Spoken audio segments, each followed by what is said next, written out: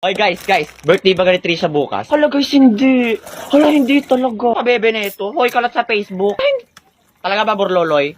KJ nito. Ayan nga, birthday ko nga bukas. Pero pwede kayong pumunta. Kaso medyo kakaiba nga lang yung handa. Kasi nga, probinsya nga, diba? Sa akin okay lang. Basta merong ginataang palaka. Yung yung kabakab. Hala, gusto ko rin yung itry. Sabi na nila lasang chicken. What?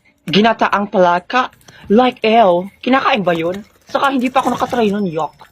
Ang arte. Ay, pero okay lang. Meron namang ibang handa. Merong spaghetti, chicken, saka pansit. Excuse me, meron bang cake?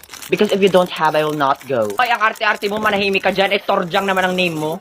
Correction, it's Tojang. Saka, I'm just saying the truth na hindi niya afford ang cake. Hoy, ang kapal ang mukha mo. Invited ka? Hindi ka invited, no? Borloloy, just shut the fuck up. Di ba invited naman ako, Trisha? Well, hindi.